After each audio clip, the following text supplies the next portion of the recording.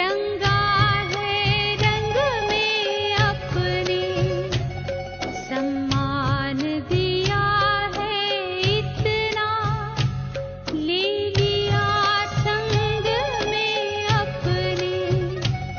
तुम प्यार मेरे, संसार मेरे, दुनिया मेरी, तुम ही तुम हो मेरे बाबा, कहे दिल ये मेरे तुम हो, मेरे तुम हो मेरे बाबा, कहे दिल ये मेरे तुम हो, मेरे तुम हो।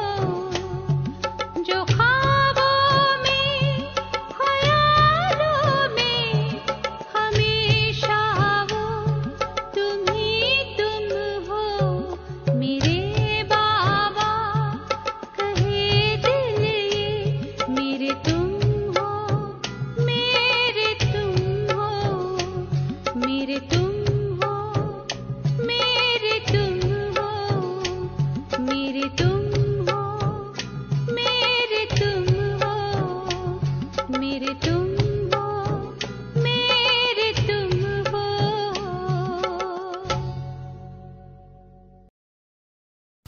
ఓం శాంతి. మధురమైన పిల్లలారా, మీరు త్రిమూర్తి తండ్రి సంతానము. మీకు మీ 3 కర్తవ్యాలైన స్థాపన, వినాశము, పాలనలు గుర్తుండాలి. ప్రశ్న: దేహాభిమానమనే కఠిన వ్యాధి సోకటం వల్ల ఏ నష్టాలు కలుగుతాయి? జవాబు: దేహాభిమానంలో ఉన్నవారిలో ఈర్ష్య ఉంటుంది. ఈర్ష్య కారణంగా వారు పరస్పరంలో ఉప్పు నీరు వలె ఉంటారు. ప్రీతితో సేవ చేయలేరు. లోపల కాలిపోతూ ఉంటారు. నిర్లక్ష్యంగా ఉంటారు.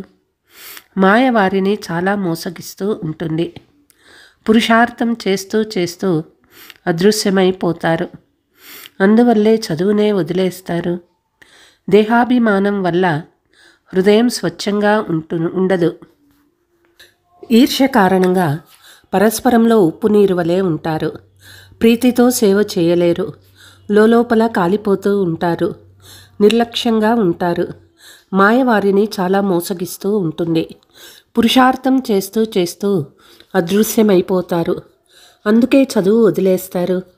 దేహాభిమానం వలన హృదయం స్వచ్ఛంగా ఉండదు. కాబట్టి తండ్రి హృదయాన్ని అధిరోహించలేరు. మూడ్ ఆఫ్ అయిపోతారు. వారి ముఖమే మారిపోతుంది. ఓం శాంతి. కేవలం తండ్రిని మాత్రమే స్మృతి చేస్తారా, లేక ఇంకా ఏమైనా గుర్తుకొస్తుందా? పిల్లలకు స్థాపన, వినాశం, పాలన 3 గుర్తుండాలి. ఎందుకంటే ఇవన్నీ జతలో జరుగుతాయి కదా. న్యాయశాస్త్రం చదివేవారికి నేను వకీలవుతాను, ఏది చదువుతున్న వారికి వారి లక్ష్యమే ఎదురుగానే ఉంటుంది. ఇప్పుడు మేము నిర్మాణం చేస్తున్నామని మీకు తెలుసు. పవిత్ర నూతన ప్రపంచాన్ని స్థాపన చేస్తున్నామని మీకు తెలుసు. ఇందులో యోగం చాలా అవసరము. యోగము ద్వారానే పతితులైన మీ ఆత్మలు పావనంగా అవుతాయి. కావున పవిత్రంగా అయ్యి మళ్ళీ పవిత్ర ప్రపంచంలోకి వెళ్ళి రాజ్యపాలన చేస్తామని మీ బుద్ధిలో ఉండాలి. ఇదన్నీ పరీక్షల కంటే చాలా పెద్ద పరీక్ష. అన్ని పరీక్షలలో ఉన్నతమైన చదువులు అనేక ప్రకారాలుగా ఉంటాయి. అక్కడంతా మనుషుల్ని చదివిస్తారు. ఆ చదువులు ఈ ప్రపంచం కోసమే. ఈ చదువు వాటిని చదువుకొని దాని ఫలితాలు ఇక్కడే పొందుతారు. ఈ చదువుకి ఫలము కొత్త ప్రపంచంలో లభిస్తుందని పిల్లలు మీకు తెలుసు. ఆ నూతన ప్రపంచం ఎంతో దూరంలో లేదు. ఇప్పుడు ఇది సంగమయుగము. నూతన ప్రపంచంలో మనం రాజ్యపాలన చేయాలి. ఇక్కడ కూర్చొని ఉన్నప్పుడు కూడా బుద్ధిలో దీనిని స్మృతి చేయాలి. తండ్రి స్మృతి ద్వారానే ఆత్మ పావనం అవుతుంది. మళ్ళీ మనము పవిత్రంగా అవుతాము. తర్వాత ఈ అపవిత్ర ప్రపంచం తప్పకుండా వినాశనం అవుతుంది. అందరూ పవిత్రంగా అవ్వలేరు. మీలో కూడా శక్తి కలవారు చాలా కొద్ది మంది మాత్రమే ఉన్నారు. మీలో కూడా నెంబర్ వారు శక్తానుసారము సూర్యవంశీయులుగా చంద్రవంశీయులుగా అవుతారు కదా. ప్రతి విషయానికి శక్తి అవసరము. ఇది ఈశ్వరీయ శక్తి. దీనిని యోగబల శక్తి అని కూడా అంటారు. మిగిలినవన్నీ శారీరక శక్తులు. ఇది ఆత్మీక శక్తి. తండ్రి కల్పకల్పము చెప్తూ ఉన్నారు, ఓ పిల్లలారా, నన్నొక్కరినే స్మృతి చెయ్యండి.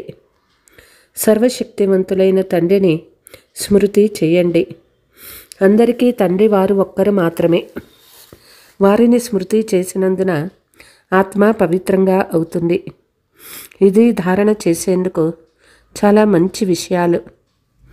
ఎవరికైతే మేము 84 జన్మలు తీసుకున్నామనే నిశ్చయం ఉండదో వారి బుద్ధిలో ఈ విషయాలను కూర్చోవు. ఎవరైతే సతో ప్రధాన ప్రపంచంలోకి వచ్చారో వారే ఇప్పుడు తమో ప్రధాన ప్రపంచంలో ఉన్నారు. వారే త్వరగా వచ్చి నిశ్చయ బుద్ధి కలవారిగా అవుతారు. ఏమైనా అర్థం కాకుంటే అడగాలి. పూర్తిగా అర్థం చేసుకుంటే తండ్రిని కూడా స్మృతి చేస్తారు. అర్థం చేసుకోకుంటే స్మృతి కూడా చేయలేరు. ఇది నేరుగా తెలిపే విషయము. సతో ప్రధానంగా ఉన్న ఆత్మలమైన మనము మళ్ళీ తమో ప్రధానంగా అయ్యాము. మనం ఎలా 84 జన్మలు తీసుకున్నామో, లేక కల్పకృతము తండ్రి నుండి ఎలా అస్థి తీసుకున్నామో సంశయం ఉంటే వారు చదువుపై పూర్తి గమనమే ఉంచరు. ఇప్పుడు వీరి అదృష్టంలో లేదని భావించబడుతుంది. కల్పకృతం కూడా అర్థం చేసుకోలేదు కనుక ఇప్పుడు కూడా వారు స్మృతి చేయలేరు. ఈ చదువు భవిష్యత్తు కొరకు. బాగా చదువుకుంటే కల్పకల్పము చదవలేదని లేక చాలా కొద్ది మార్కులతో పాస్ అయ్యారని భావించబడుతుంది.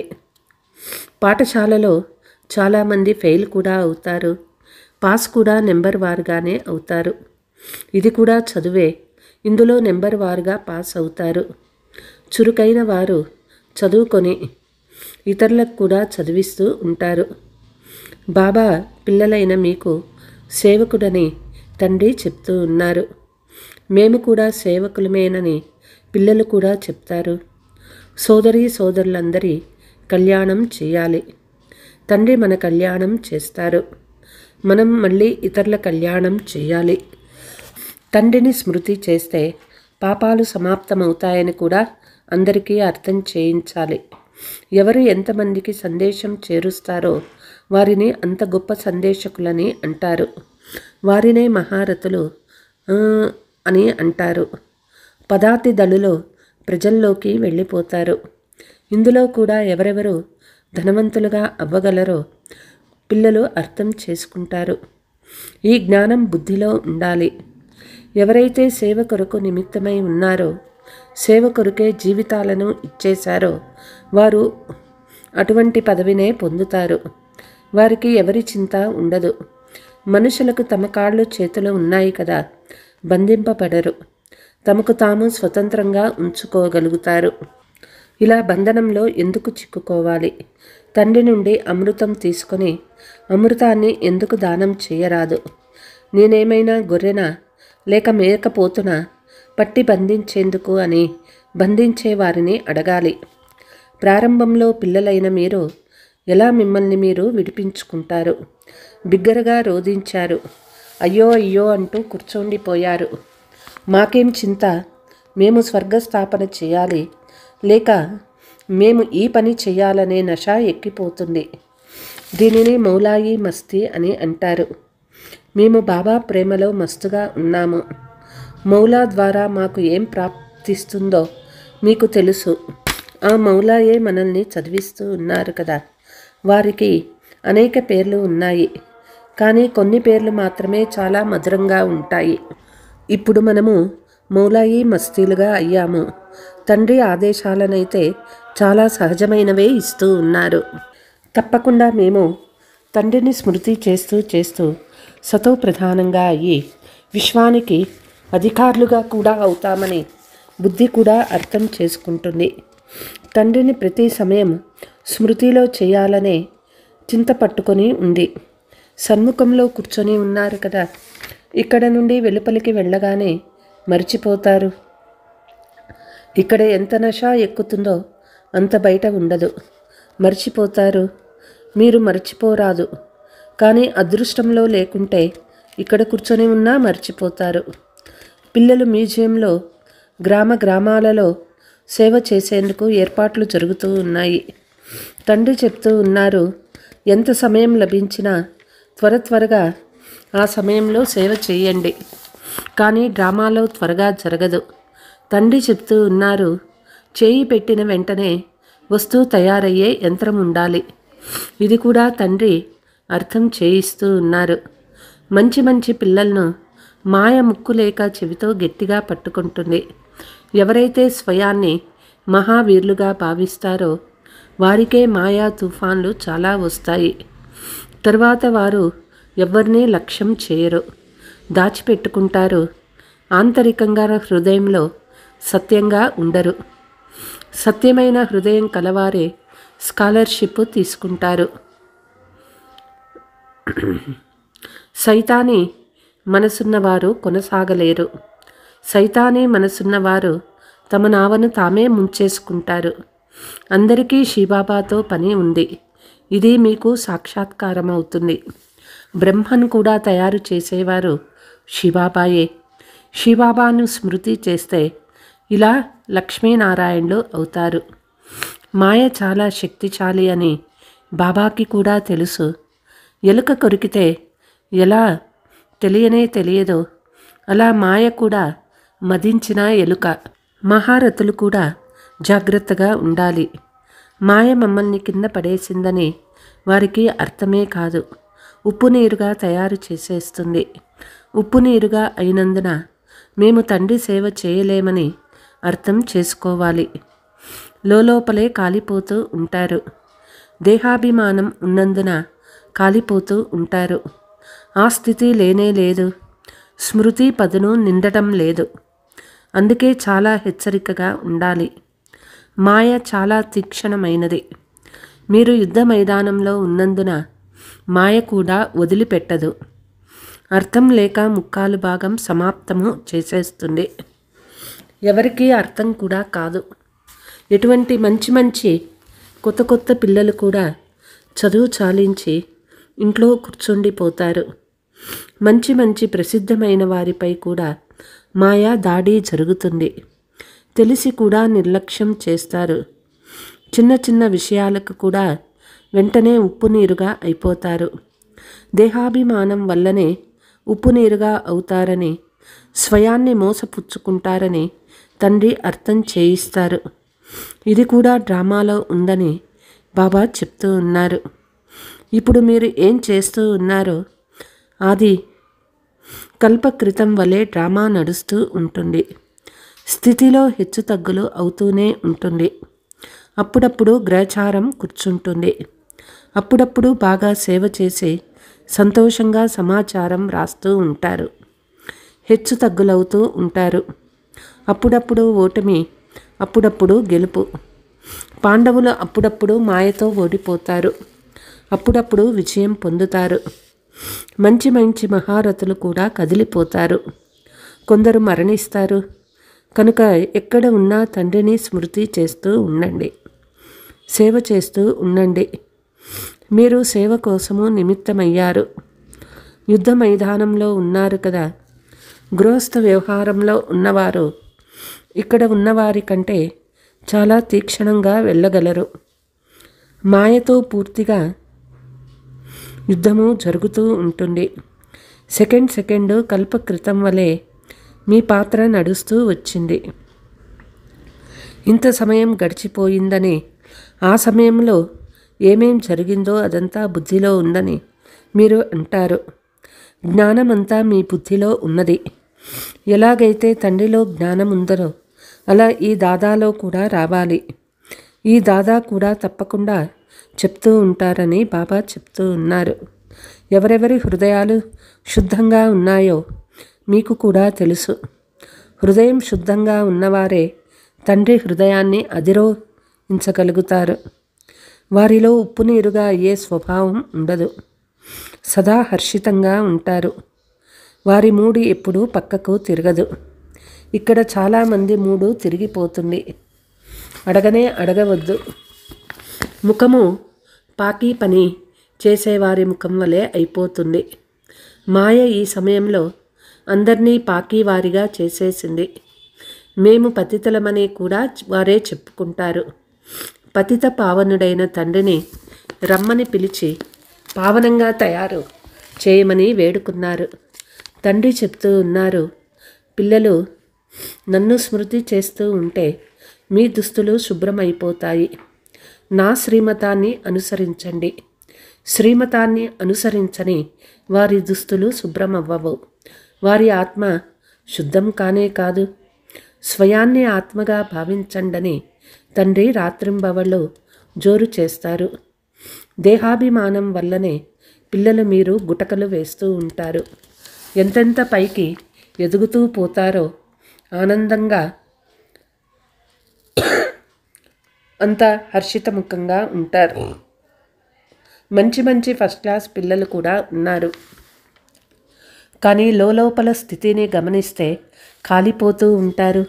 దేహాభిమానమనే అగ్ని కాలుస్తూ ఉంటుంది. ఈ వ్యాధి ఎక్కడి నుండి వస్తుందో అర్థం చేసుకోరు. దేహాభిమానం వల్లనే ఈ వ్యాధి వస్తుందని తండ్రి చెప్తూ ఉన్నారు. ఆత్మాభిమానులకు ఎప్పుడూ ఈ జబ్బు రాదు. లోపల చాలా కాలిపోతూ ఉంటారు. తండ్రి చెప్తూ ఉన్నారు, పిల్లలారా దేహీ అభిమాని భవ. ఈ వ్యాధి ఎందుకు వచ్చిందని అడుగుతారు. తండ్రి చెప్తారు, దేహాభిమానమనే జబ్బు అటువంటిది. దానిని గురించి అడగనే అడగకండి. ఎవరికైనా ఈ వ్యాధి పట్టుకుంటే అది జిడ్డు వలె అంటుకునేస్తుంది. వదలనే వదలదు. శ్రీమతాన్ని అనుసరించకుండా దేహాభిమానంలో నడుస్తూ ఉంటే చాలా గట్టి దెబ్బ జోరుగా తగులుతుంది. బాబా వద్దకు అన్ని సమాచారాలు వస్తూ ఉంటాయి. మాయ ఒక్కసారిగా ముక్కుతో పట్టుకొని కింద పడవేస్తుంది. బుద్ధిని పూర్తిగా చంపేస్తుంది. సంశయ బుద్ధి కలవారైపోతారు. మమ్మల్ని రాతి బుద్ధి నుండి పారస్ బుద్ధిగా తయారు చేయమని భగవంతుణ్ణి పిలుస్తారు. ఆ భగవంతునికే విరుద్ధమైతే వారికి ఏ గతి పడుతుంది. ఒక్కసారిగా కింద పడి రాతి బుద్ధిగా తయారైపోతారు. పిల్లలు ఇక్కడ కూర్చొని సంతోషంగా ఉండాలి. విద్యార్థి జీవితం సర్వోన్నతమైనది. తండ్రి చెప్తూ ఉన్నారు, ఇంతకంటే శ్రేష్టమైన చదువు ఏదైనా ఉందా? అత్యంత శ్రేష్టమైనది ఈ చదువే. 21 జన్మలకు ఫలాన్ని ఇస్తుంది. ఇటువంటి చదువుపై ఎంత గమనం ఇవ్వాలి? కొందరు పూర్తిగా గమనమే ఇవ్వరు. మాయ ముక్కు చెవులు రెండూ కోసేస్తుంది. తండ్రి స్వయంగా చెప్తూ ఉన్నారు, అర్ధకల్పం మాయారాధ్యం నడుస్తుంది. అందుకే ఎంత గట్టిగా పట్టుకున్నంటే అడగకండి. అందుకే చాలా హెచ్చరికగా ఉండండి.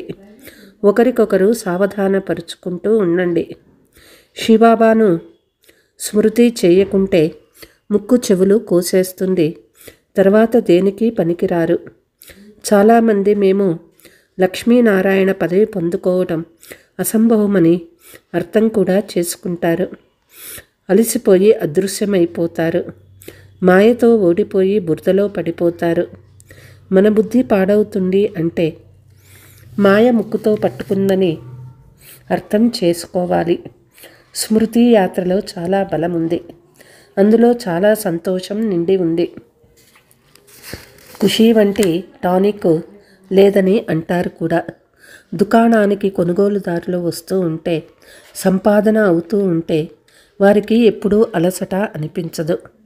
ఆకలితో మరణించరు. చాలా సంతోషంగా ఉంటారు. మీకు లెక్కలేనంత ధనం లభిస్తుంది. మీకు చాలా సంతోషం ఉండాలి. మా నడవడిక దైవీగా ఉందా లేక ఆసురీగా ఉందా పరిశీలించుకోవాలి. సమయం చాలా కొద్దిగా మాత్రమే ఉంది. అకాల మృత్యువు కూడా చాలా వేగంగా రేస్ వలె జరుగుతుంది.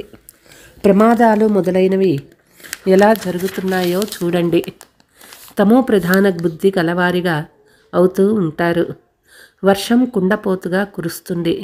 దానిని కూడా ప్రకృతిక ఆపద అని అంటారు. మృత్యువు రానే వస్తుంది. అణుబాంబుల యుద్ధం చెలరేగుతుందని కూడా తెలుసు. ఎటువంటి అపాయకరమైన పనులు చేస్తూ ఉంటారు. విసిగిస్తే, సతాయిస్తే మళ్ళీ యుద్ధం కూడా ప్రారంభమైపోతుంది. अच्छा, मीठे मीठे सिकीलते बच्चों प्रति मात पिता बाप दादा का याद प्यार और गुड मॉर्निंग. रूहानी बाप की रूहानी बच्चों को नमस्ते. हम रूहानी बच्चों की रूहानी मात पिता बाप दादा को याद प्यार गुड मॉर्निंग नमस्ते. ధారణ: మౌలాయి మస్తీలో ఉండి స్వయాన్ని స్వతంత్రులుగా చేసుకోవాలి. ఏ విధమైన బంధనంలో బంధింపబడరాదు. మాయా ఎలుకతో చాలా చాలా కాపాడుకుంటూ ఉండాలి. మనస్సులో ఎప్పుడూ సైతానీ ఆలోచనలు రాకూడదు. తండ్రి ద్వారా లభించే అంతులేని ధనము యొక్క ఖుషీలో ఉండాలి. ఈ సంపాదనలో ఎప్పుడూ సంశయ బుద్ధి కలవారిగా అయి అలసిపోరాదు. విద్యార్థి జీవితం సర్వశ్రేష్ఠ జీవితము కనుక చదువుపై పూర్తి గమనమివ్వాలి. వరదానము: సదా అలర్ట్గా ఉండి సర్వుల ఆశలను పూర్తి చేసే మాస్టర్ ముక్తి జీవన్ముక్తి దాతా భవ. ఇప్పుడు పిల్లలందరిలో సర్వుల ఆశలను పూర్తి చేయాలనే శుభ సంకల్పం ఉత్తమ్న అవ్వాలి. అందరికీ జనన మరణాల నుండి ముక్తవ్వాలనే కోరిక ఉంది కనుక దానిని అనుభవం చేయించండి.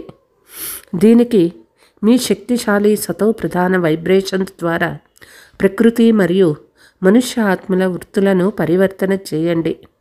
మాస్టర్ దాత అయ్యి ప్రతి ఆత్మ యొక్క ఆశలను పూర్తి చేయండి. ముక్తి జీవన్ముక్తులను దారి ఇవ్వండి. ఈ బాధ్యత యొక్క స్మృతి సదా అలర్ట్గా చేస్తుంది.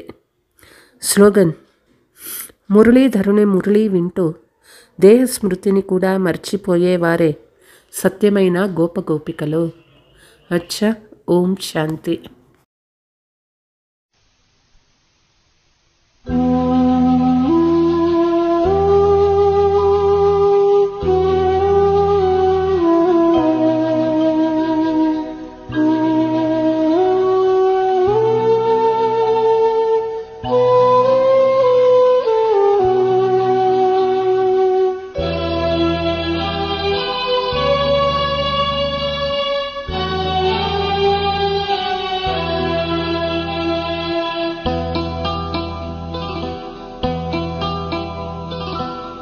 चुपके चुपके धीरे धीरे दिल में कोई आया है. चुपके चुपके धीरे धीरे दिल में कोई आया है. जैसे उतरा चांद गगन से मन में वो मुस्काया है. मन में वो मुस्काया है. चुपके चुपके धीरे धीरे दिल में कोई आया है. जैसे उतरा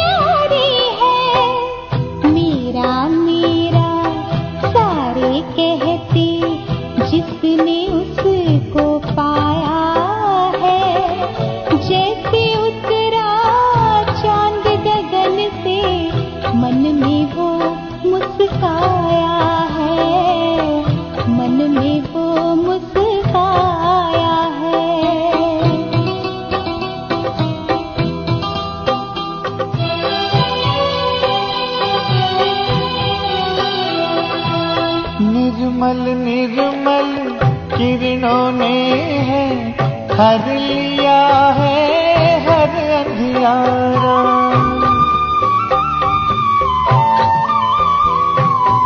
निर्मल निर्मल किरणों ने है हर लिया है हर अंधियारा। चैन अमन की चांदनी बिखरी उजियारा ही है उजियारा। सारा खेल रचा कर उसने अपने आप छिपाया है। जैसे उतरा चांद गगन से मन में वो मुस्काया है। मन में वो मुस्काया है। चुपके चुपके धीरे धीरे दिल में कोई आया है। चुपके चुपके धीरे धीरे दिल में कोई आया है। जैसे उतरा चांद गगन से मन में वो मुस्काया है। मन में वो मुस्काया है। मन में वो मुस्काया है। मन में वो मुस्काया है। मन में वो मुस्काया है। मन में वो मुस्काया